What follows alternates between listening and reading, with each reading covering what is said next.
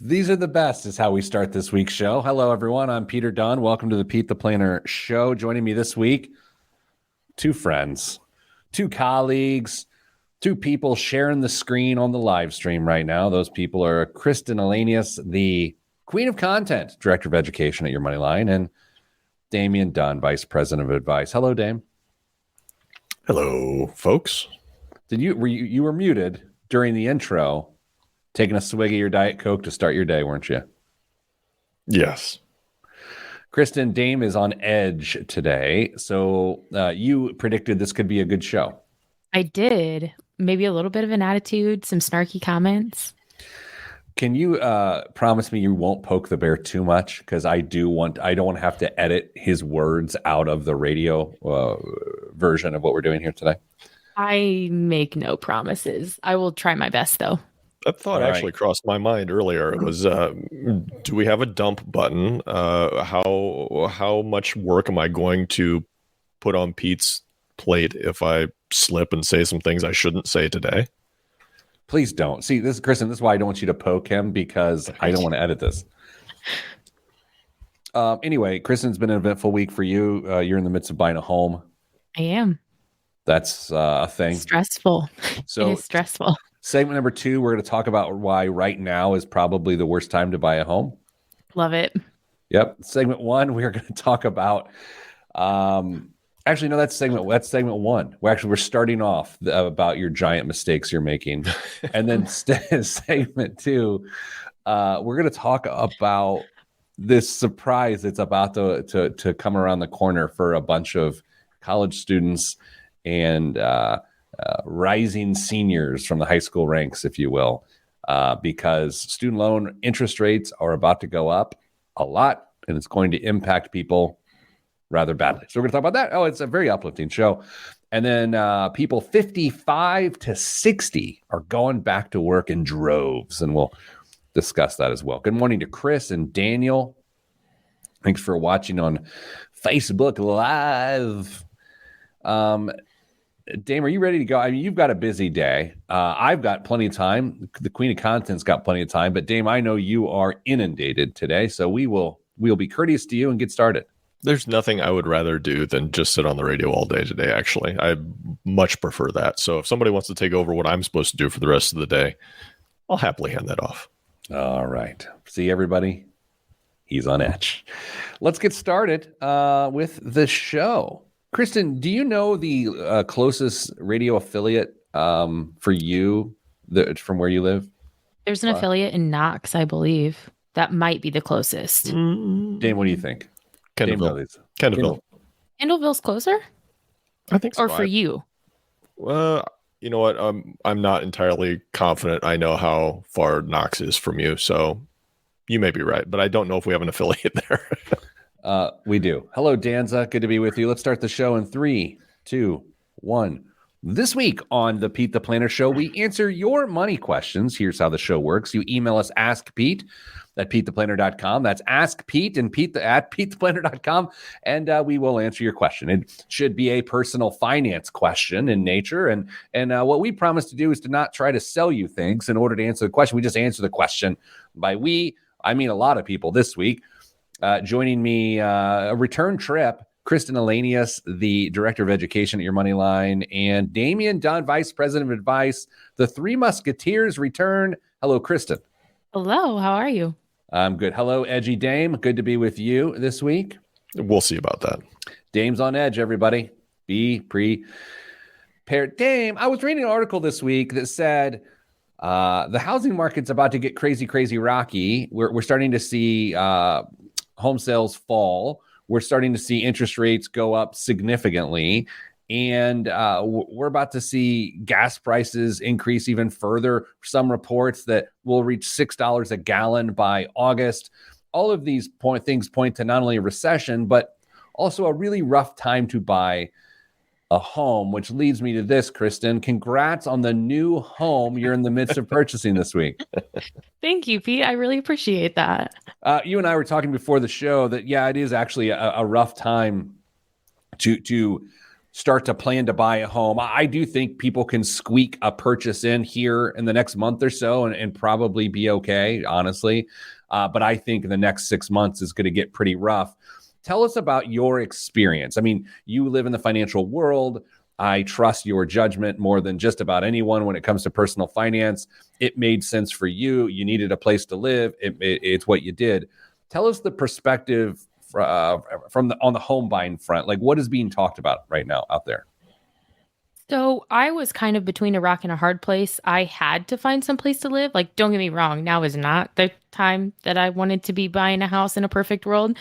But I think the thing that's most difficult right now is how different it feels to be on the outside of the housing market versus how it actually feels to be in it. Because I read articles about like there's going to be this pullback and inventory is going to be going up. And as a buyer, that does not feel like reality at all.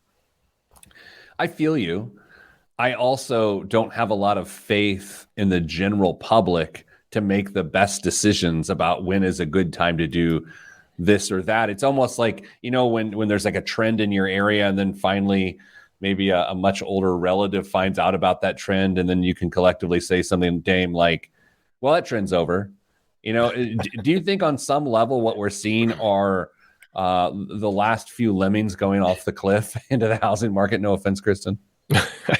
I'm I'm not sure if that's the situation or not. As I think about the overall environment for home buying, supply is rather limited for the houses that are out there. Interest rates, Pete. We've discussed this on the show before. The interest rates that you and I paid on our first houses were high. Were high. Yours was higher than mine because I think I was a couple of years behind you when you bought yours. But the rates right now are reasonable. So I don't think it's interest rates that are really going to mess people up. If I had to guess, I think it's probably because we've all got our monthly cash flow going other places, and then to have to try and adjust our budgets based on the higher mortgage payments, maybe higher interest rates and taxes that come along with that. That's where people are going to get hung out on a lot of this. Not that the interest rates or anything of that nature are really all that bad. Maybe the home price is a little inflated, but it's just the fact that we have to allocate dollars that we've got going other places. And that's going to be really, really tough, especially as there continues to be a bigger draw and demand on our money for our, gas prices, groceries, all that other stuff that we supposedly need to live. It's going to make it tough. Kristen, one thing you don't have to deal with, you're not upgrading homes, right? In the sense that you're not moving from a 3% mortgage to a 5% mortgage. Therefore, you're purchasing less home in a rising market. Dame and Kristen both, that's something I think is going to kill the housing market. Is that, like, for me, I have a 2.5% mortgage. If for some reason I felt like I needed to move, am I going to double my mortgage rate and then get so much less bang for the buck? That's why the housing market got so hot. It's because interest rates kept falling and people kept getting more bang for the buck, and it made sense. So, Kristen, through that lens, as a home buyer in the marketplace, how much did you take that into consideration, the 5% interest rates compared to 3 points less not too long ago? Well, I think that last year that was something that I was preaching to one of my friends, like people can afford a lot more house right now. So I think that I've seen in my area at the price points that I was looking at the sizes of houses that I was looking at, I think that's why that market is still so competitive, is that there's still a supply issue, rather. There's not enough supply for the demand. And I think the market is just as tight at some of those lower, more like reasonable price points. I think that's something to point out. Consumers with low credit scores are falling behind on payments for car loans, personal loans, and credit card, a sign that the healthiest consumer lending environment on record in the U.S. is coming to an end. The share of subprime credit cards and personal loans that are at least 60 days late is rising faster than normal, according to Equifax and a report in the Wall Street Journal. Kristen, this is not a problem for you because, of course, you have amazing credit. But Dame, this is the leading indicator of a recession. Always. I credit usage and credit maintenance is starting to drop. We've got all these other costs coming up alongside of it, and it's not just ancillary stuff that we're talking about. It's the everyday stuff that people are buying weekly for their lives. So as these needs compete for the dollars that we have, the few dollars that we have, people are going to start picking and choosing what gets paid and what doesn't, and it's likely going to be, it's in a way to damage their credit, because they're going to start, missing payments here, missing payments there, and it's an indicator of what's going to come. It's sad, but that's the situation we find ourselves in. Kristen, are you? What's your big box store of choice? Are you a Target, Walmart, or Meijer, or do you view there's a third choice or fourth choice in there for you? What's your choice? I mean, Walmart, just because I feel like the price point's the best, not because I enjoy going to Walmart. Sure. Dame, what's your box store of choice? None of them. I try and avoid all of them like the plague. We are a Target family. And on Wednesday, Target reported quarterly earnings that fell far short of Wall Street's expectations, and their stock went down 25% after it says they have high costs, inventory woes, and other types of concerns. Here's why I want to maybe end this segment as we talk about what is to come in the next 6 to 12 months in our economy. I think if there's a big purchase, like a big television or an appliance that you don't necessarily need, but you want to upgrade, or a car for that matter, I might consider pumping the brakes, because I think, even though that really hurts the growth aspects of our economy, at this point, you've got to look out for yourself, and you've got to make good personal economy decisions like we did in 2020 without the stimulus that we received in 2021. That's the way you're going to survive this recession. Dane, would you add anything to that? No, I think that's very wise advice. Make sure that what you are buying really is something that you need. Start to analyze each of those spends a little bit closer as we move into the rest of the year. All right. Coming up after the break, Kristen has done a nice thing for us. Math. We will do math on the radio. Why the cost of college is about to go up. Well, it's quite obvious. Interest rates are going up, and student loan interest rates are going up too. So when student loan forgiveness is all the hotness, will it become more so as people realize it's more expensive to go to college than they even thought in the beginning? All that is next right here on the Pete the Planner Show. I'm Pete the Planner. We'll be right back. I like the "we'll be right back." It's very antiquated, and it's more of a television thing. But I did it anyway. Kristen, you don't feel too beat up there, right? Oh, no, it's fine. I guess I have to say, big box stores, of the three that you mentioned, I'd have to say Sam's Club, because it's tied into Walmart, but that's where I almost always buy my gas when I'm in Fort Wayne. So I guess technically Sam's Club wins / Walmart. Hello, Brian Pinkins. Welcome to the party. Good to see you. What price point of gasoline actually affects your decision to go somewhere? Okay, I'm going to start with Kristen. Kristen, good morning, Rick Swink, bringing that big Rick energy as always. Kristen, what price point of gasoline affects your habits? For the most part, it doesn't. All right. Because I'm not really going anywhere that far, right? Like, town's just a few miles. Now, to say that, like, hey, let's take a road trip. I'm not taking a road trip when gas is $4 a gallon. You're not going to Thelma and Louise it with Dame across northern Indiana? Not in my vehicle. I get like 5 miles to the gallon. Are you kidding me? Kristen, you are also too young to acknowledge and accept the glory that is a Thelma and Louise reference. It was a little lost on me. Like, yeah, I mean, I kind of get it, but I'm not all the way there. Young Brad Pitt is in it. But Brad Pitt is also old enough to be Kristen's grandfather. Nah. Dame, how about you? Subconsciously, I think it's already affecting me, to be perfectly honest. Because there'll be times when I think, I should go do that, and then I'll come up with reasons not to do that. I was like, hey, I didn't have to drive anywhere and waste some money on gas. So I think I'm already started down that path. I'm with you. I'm the same. We're driving to Charleston at the end of July, and right when gas is going to be $6 a gallon, allegedly, reportedly. And I was doing the math this week. It's like $380 for the entire trip of gas, which had gas prices been normal, it would have been roughly half that. Still better than trying to buy a plane ticket right now. Dame, let me tell you about the $1,200 plane ticket I purchased to Salt Lake City yesterday. That was fun. Did you sit in first class? No, I'm not there. I have no class. It is a lot. Charter plane? No.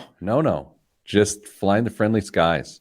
You have like 50 stops? Well, I'm trying to figure out how you got. No, the prices are nuts. All right, let's do the college segment. We're coming back in 3, 2, 1. Back on the Pete the Planner show. Director of Education here at Your Moneyline is a nice woman by the name of Kristen Lanius, and she did a little research for us this week that suggests with rising interest rates, so will the rise in student loans affect people. Kristen, the Fed rate for student loans, what was it or what is it now and what is it about to go to? Help us understand this and help us understand the impact. Sure. So there are different rates depending on if you're a dependent student, if you're undergrad, but the most common rate is the 3.73% for undergraduate dependent students who are taking unsubsidized or subsidized loans. Okay, so now the interesting thing about dependent, we could go on for 2 segments about the difference between a dependent and an independent student, but it is incredibly hard to get independent student status, like for some good reasons, but it's very hard to do that. So that's when we talk about dependent student. That's most of everyone. 3.73. You said how long has it been that rate? Do you know? So I looked back historically and rates have been under 5% with the exception of the 2019 academic year for about a decade. So pretty low for a while. So 2019, it popped up, huh? Yeah, 2019 was, I keep a spreadsheet because I'm like that. 2019 was 5.05%. Dame, there's a reason we love her. She likes spreadsheets too. All right, so 5.05. So where are they heading now? Where are we going? 4.99. All right, 4.99, and that is set for the 2022-2023 school year? Yeah, anything after July 1. Okay. So you ran some numbers for us of like what the impact on a person's life might be. Is it significant or is that always in the eye of the beholder? Both.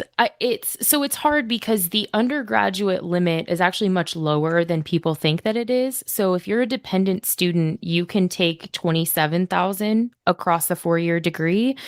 Or that's what it would be if you have a 4-year degree, because there's an annual limit and there's an aggregate limit. So it gets a little complicated.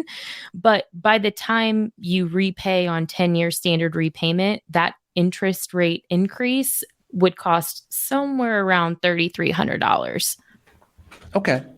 I mean, so not awful, but it's at the same time, it's still $3,300 on $27,000. That's pretty sizable, I think.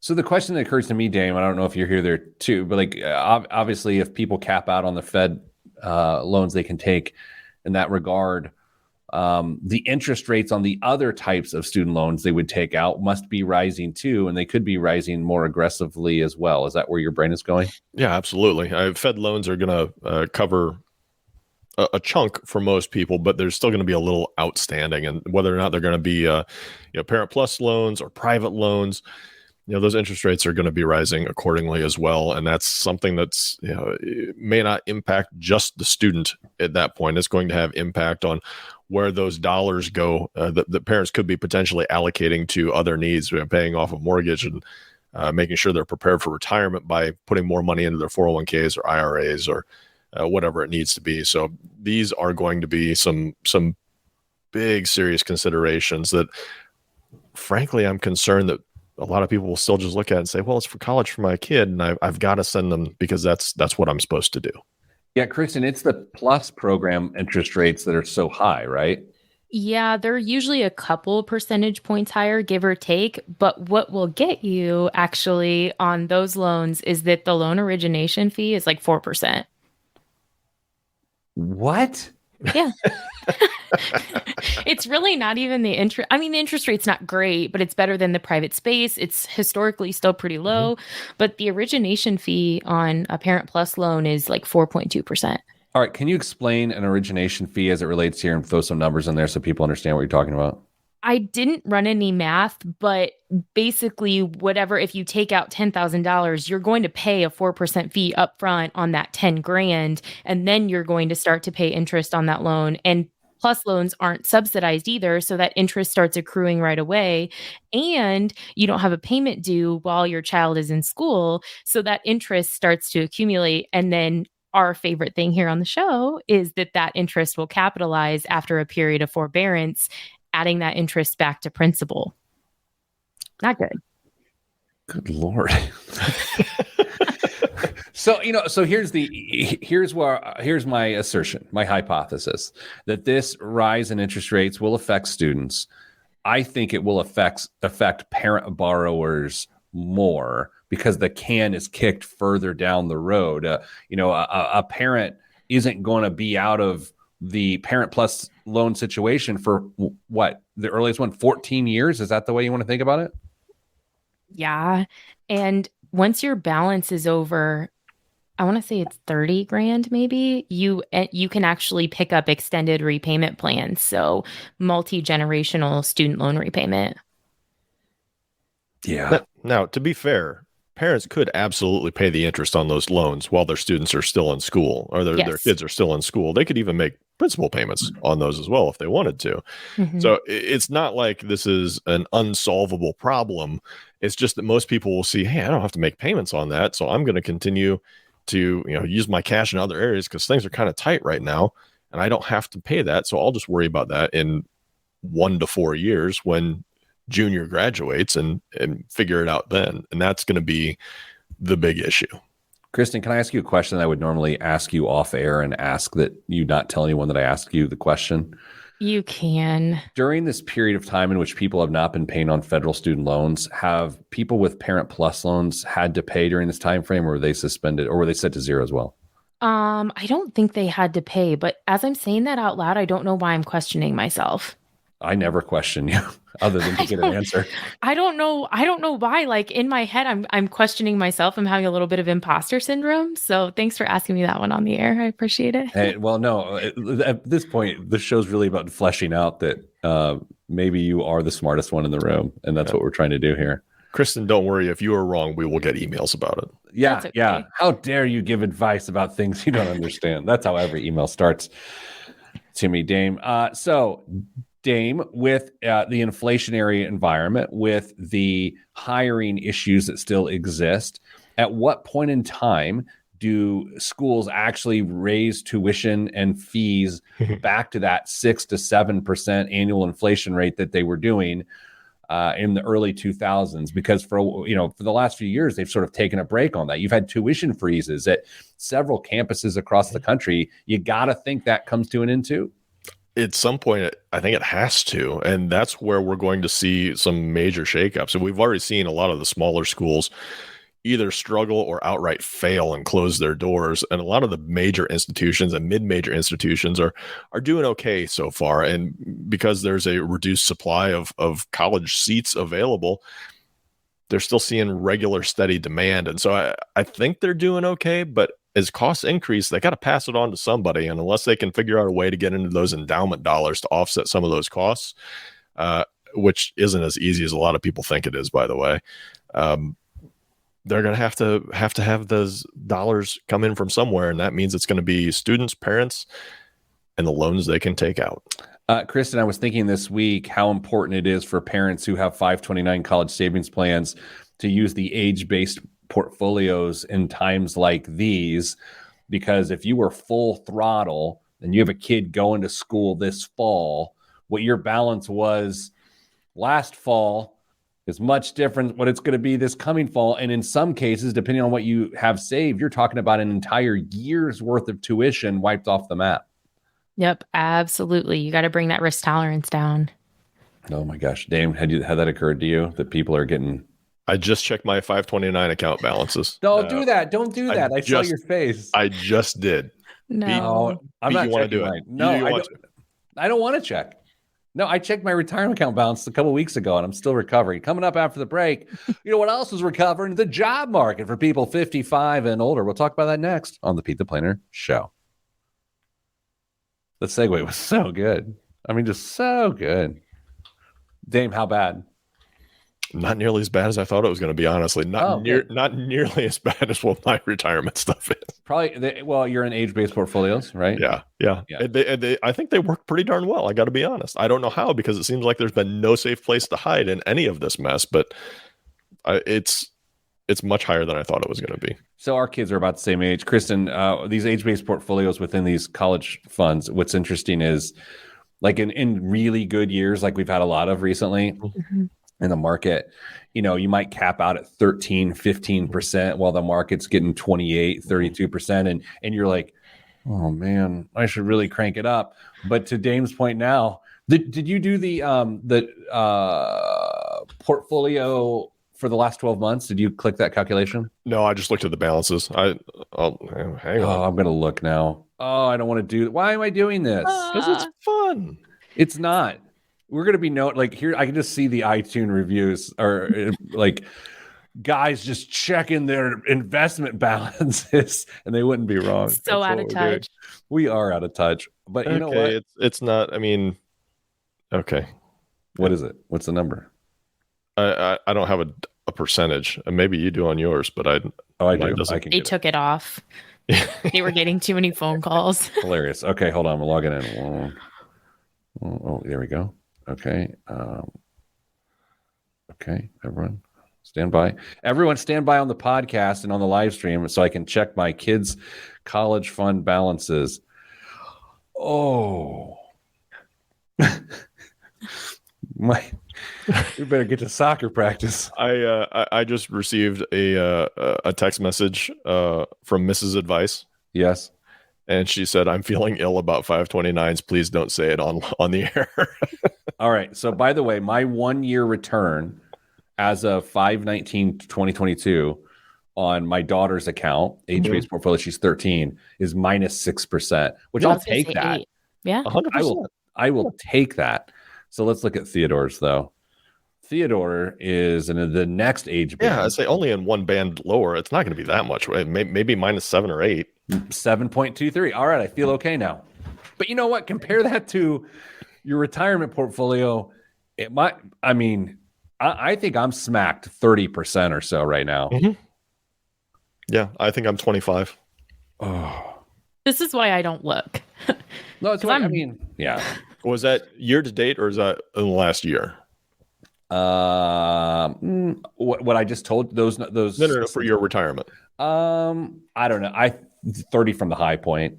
Yeah. Okay. So, you know, what's weird though, and I have to admit it, I'm not scared about the market. It's never fun to watch 1,000-point swings, but I do have to say, like, I have zero concern, zero inkling to do anything about it because this is not my first rodeo. I know how this works.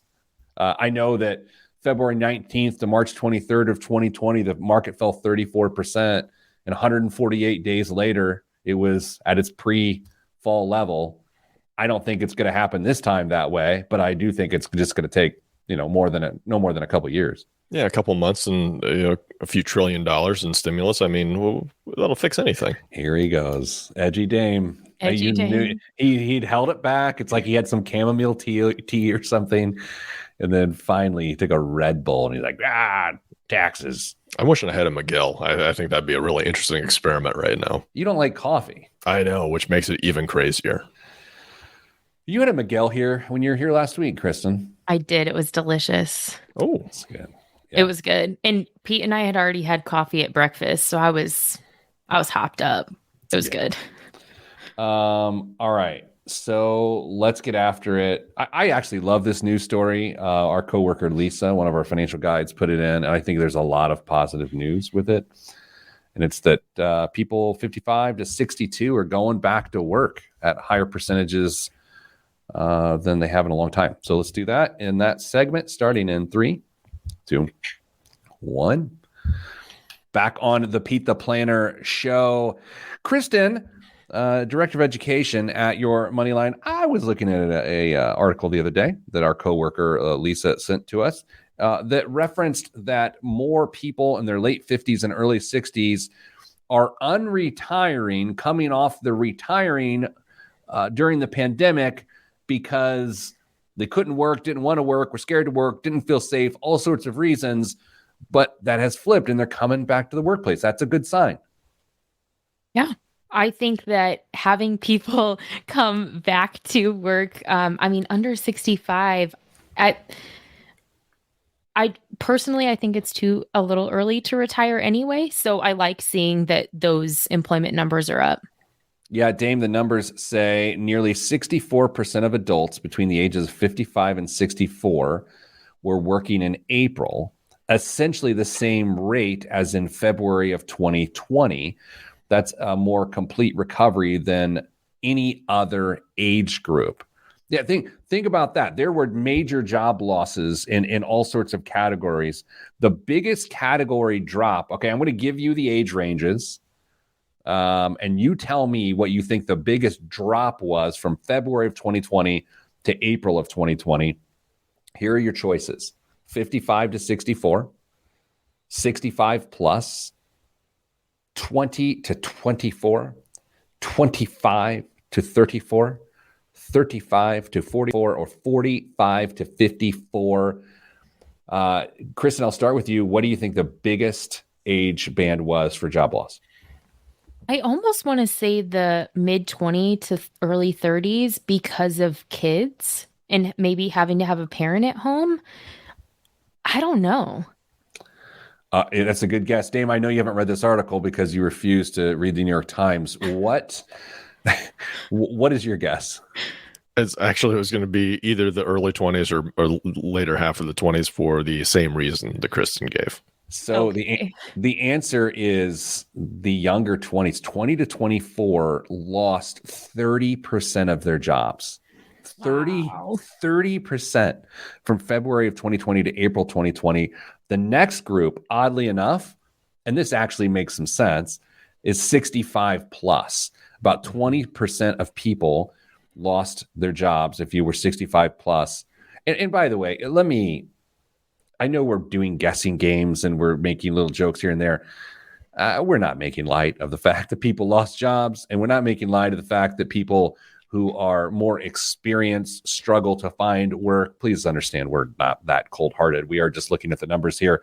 But Dame, there is reason to be hopeful. The fact that so many people in that 55 to 64 age group, not only coming back to work because of inflationary reasons, now with the market downturn, you see sequence of return risk come into play, and hopefully they're getting good advice from financial advisors that say, hey, go take some of that edge off by getting some income. Yeah, it's really interesting that people that would have stepped out of the workforce for whatever reason, whether they lost their job, whether they weren't comfortable being around larger groups of people, they didn't feel safe at work, whatever the reason is, they've been living off of some of those assets that they have been accumulating over that time period. So hopefully they didn't take too much of a chunk out of that, and they'll be able to add to it by re-entering the workforce and end up in an equal or better position in just a few years from now when everything stabilizes and then starts to recover. Yeah, Kristen, when you think about this, I certainly can think of some anecdotal stories of people I know that left the workforce in that age group and then have come back to open arms with that institutional knowledge they bring back to the table. In some instances, it's not only just back into the job market in any old job, it's back to an employer of which they left when times were bad. Any exposure there for you, or my anecdotal story is the only one? I don't know that I have a lot of anecdotal stories, but I did want to tag on to something that Dame said, which is that if someone is re-entering the job market when the market's down and then potentially putting dollars into retirement, that's a really great scenario for them as well, is if they were living off of some of those assets not that you can time the market, of course, but then re-entering and putting dollars back in at a lower cost point is advantageous long-term as well. Dame, I always like to ask this question, but it also seems cold-hearted. in relation to what the market has just done in the last few months, when was the actual worst time to retire in the last 12 months or so? And why is that a reasonable question to some degree? In the last 12 months, Yeah, probably would have been last fall would have been my guess. But because after that, we've just seen a pretty consistent erosion in the value of portfolios since then.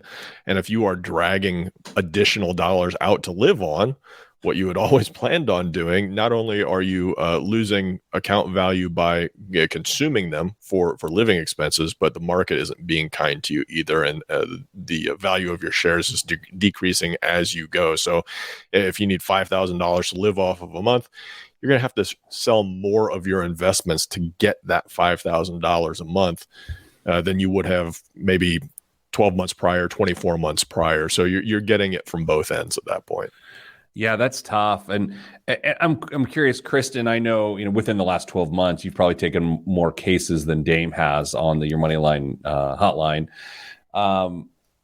Do you find people in the pre-retirement age group, 55 to 64, were you getting any crypto questions from those folks, or were those primarily in the younger demographics? Usually in the younger demographics. Now, I will say that everyone is curious about crypto, I think, but I think the level of curiosity and how likely they would be to actually act on purchasing crypto, I think that's a younger generation thing. That's Dame. Anything you would add to that? No, I think I agree. She's right. A lot of people are crypto curious, but the people who really jump in are going to be in the younger demographics. Yeah. A couple weeks ago, maybe 3-4 weeks ago on the show, we talked about a retirement range as opposed to a retirement date. And in light of this conversation, part of that range can be arranged to then give yourself the ability to decide to go back into the workforce, of saying, hey, I'm going to retire. I'm retired, but I'm going to make it okay over the next 3 years or 4 years to change my mind. I think that could take a lot of pressure off of a person, Dave. Yeah, if you look at retirement as not a permanent end to or a permanent transition from one period of your life to the next, and give yourself the flexibility to re-enter the job market, even if it's just part-time, you are going to give yourself the ability to decrease the demand on all the hard work that you did up to that point by saving money and preparing for retirement, by decreasing the demand that you have on those dollars. So even if it's just working a few hours a week to cover food and gas in your household, maybe it's more than a few hours now, but if you can cover some of the costs that you have on a day-to-day, month-to-month case, then you are in much better shape by giving yourself permission to re-enter the workforce. Yeah, I think that's a great point. It's all right to assign a particular expense category to that supplemental income, whether it's retirement or second job for that matter. As the market and the economy, I should say, recovered in the last 18 months or so, you did see people out there humping, getting a second job, trying to make up for lost time. And hopefully they did the same thing, right? They assigned that income to a particular task as opposed to an overall higher income, which now would have them in trouble and unable to quit that second job. Kristen, are you seeing, and just from a trends perspective of people who call that second job idea there, or did people take on more second jobs in this time? I think so. But I don't know if to the level that I would have liked, did I see specific assignment for those dollars? I think that there's still a disconnect there for a lot of people, and understandably, it's tough. Yeah, it is. So let's do this. Let's take a break. Coming up after the break, biggest waste of money of the week. I've got a doozy this week, and more current events. The whole show's been current events, but we'll do even more. I'm Pete the Planner. This is the Pete the Planner Show. Is the biggest waste of money of the week going to be my condo? I would not do that to you. I think you made a good decision. But that would be, I feel like Dame wants me to do that. It'd be so good. No, I don't. Angry Dame. Angry him. Payments on most Parent Plus loans are automatically suspended without interest through August 31st, 2022. That's what I thought. But I don't know why, as the words came out of my mouth, I just like my brain fell out of my head as well. No. Makes for good radio.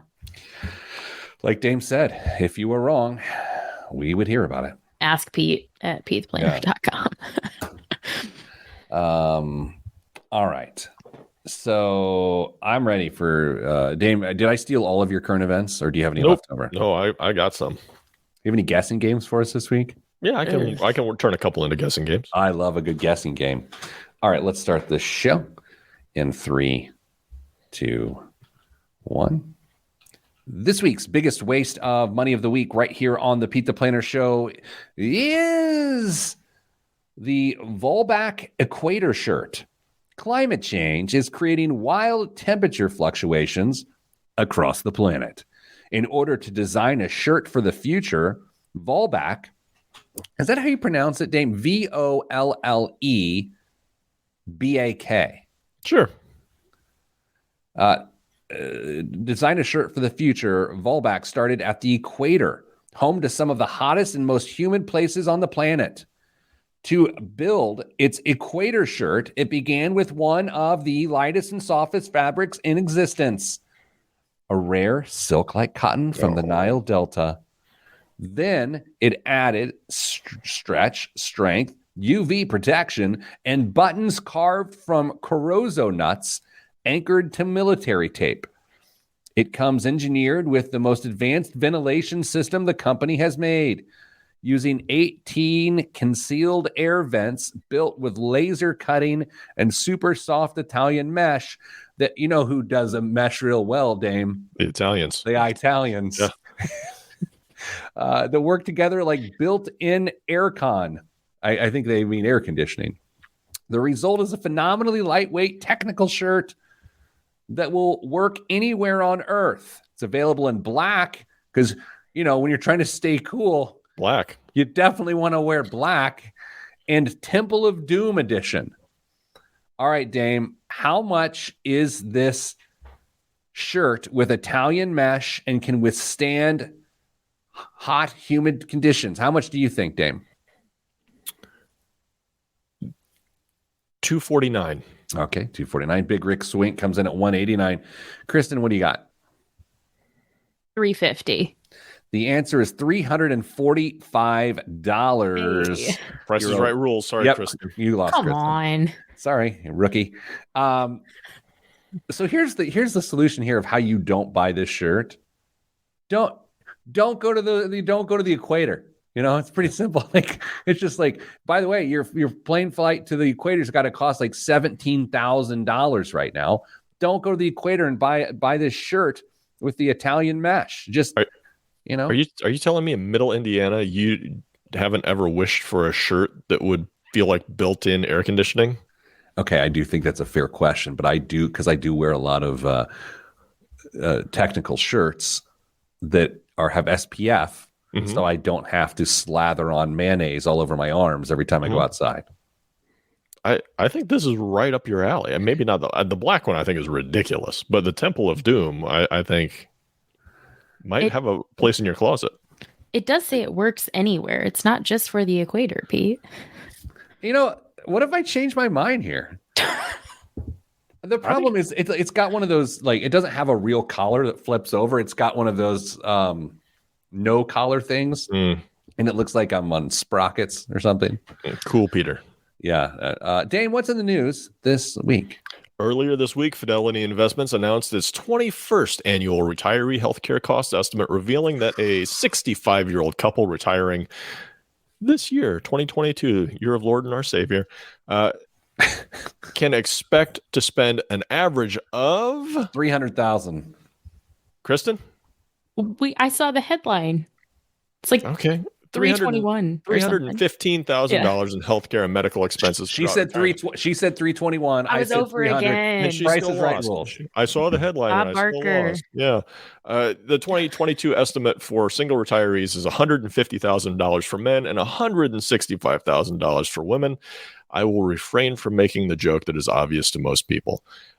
Fidelity's estimate assumes both members of the couple are enrolled in traditional Medicare, between which Medicare Part A and B covers expenses such as hospital stays, doctor visits and services, physical therapy, lab tests, and more.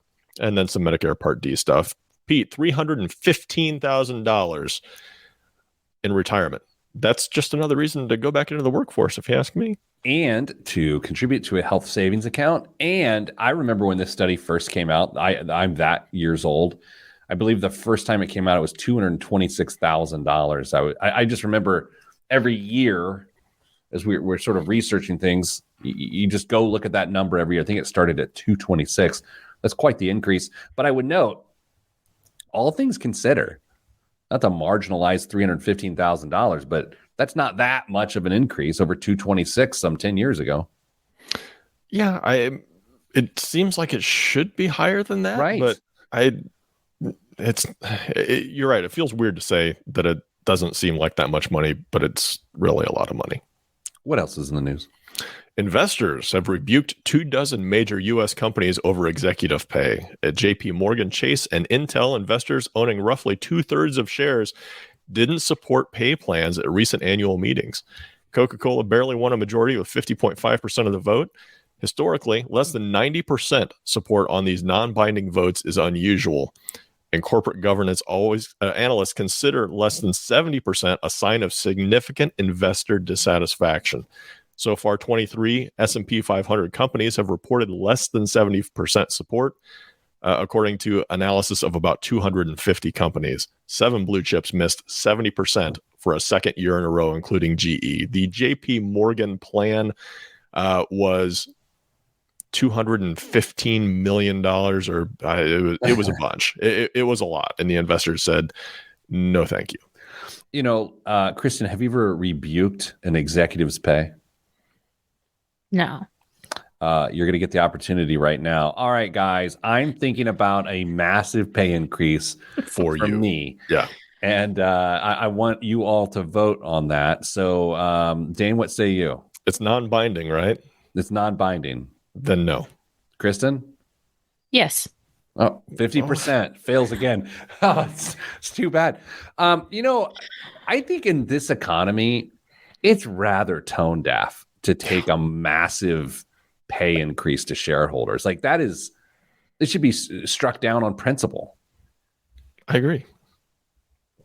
Kristen, if there was an industry right now, seriously, yes, I am asking a serious question. Yep. Think of an industry right now in which a CEO or a company, all told, would be justified in asking for a pay increase. Can you think of a company and or industry? I think maybe the service industry has had a really hard time, but I don't think that means that like CEOs deserve more than anybody else. So like, I don't know. Yeah, I was thinking the same thing. It's like, well, you know, like Delta has been through a lot. Right. But try giving when there's pilot shortages and all sorts, like they don't even pay people to board the plane. Like it's like there's no way. Dame? No, I don't think so. I think there's got to be some read the room moments in a lot of these businesses and just pay attention. Yeah, I agree. Other than personal finance CEOs, I agree. Dane, what else is in the news? K through 12 school districts in the U.S. haven't spent 93% of the $122 billion in COVID relief they were awarded last year, the Wall Street Journal reports.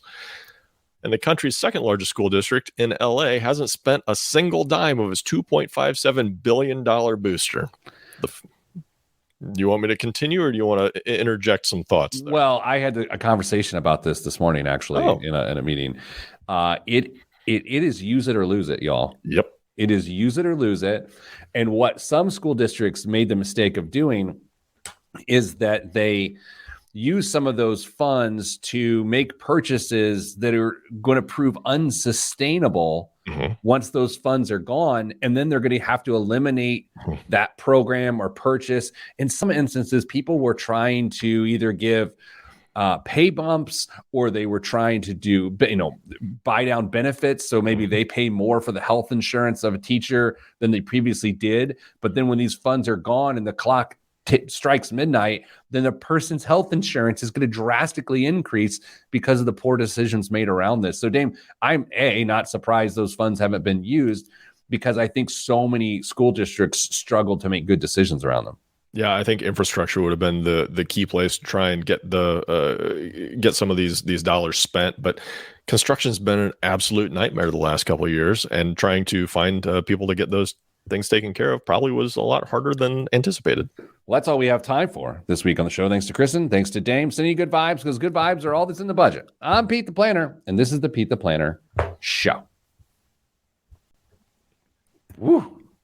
So the same problems for the school districts as individuals was really the summary point there, right? Like additional dollars, unsustainable levels of dollars, removal of those dollars, right? I mean, yeah, I hadn't thought of it that way, but that's a yeah. I mean, the individual could have saved those dollars. There was no impetus on the individual to go out and spend them, because they were theirs to keep. The school districts don't have a choice. Either they're going to use them or they're going to lose them. I mean, they can apply for waivers, which I think there are a couple different offices that are accepting those requests to extend, like on a 2-year time period, those dollars that are there to be spent. But even then, they've got to be smart about where they spend them, because like we said, they can't just create these programs and then drop them 2 years later, or make all these full-time hires and then say, we don't have the budget to maintain your job after the funds dry up. So it's a really tricky situation. I think the obvious answer is infrastructure, but I don't know if there are other strings that are attached to the dollars that may prevent that too. Kristen, if I were to give you a housewarming gift, I'm going to give you some choices here. Okay. Okay. I'm prepared. Like a hardware store gift card, a house plant, or a bottle of booze. Can I throw a wrinkle in there that may change your options, Pete? Sure. The community she lives in is a golf cart friendly community. Oh, I know. She has a golf cart now, though. Yeah, I do. I know, but maybe a portable speaker or something that she can just jam out to tunes as she's driving her through town. All right. So what's your answer, Kristen? Well, the couple that shares the wall with me, they're over 65, and they were already like looking out the window the other day when I was there. I think that they're really nervous about somebody young moving in. So maybe not the booze, maybe a hardware store gift card. I wasn't saying a keg to wheel up to your door. He was just like a little bottle. I mean, distributing truck's going to back up in your driveway and just get the motorized platform down. I mean, I don't know how loud you drink, but I'm drinking. I'm silent, crying, listen to REM like everybody else. I don't know what you're doing. Are you blasting Coldplay? Def Leppard. Okay, well, you do it different up there. Congrats on your new house. We're excited for you.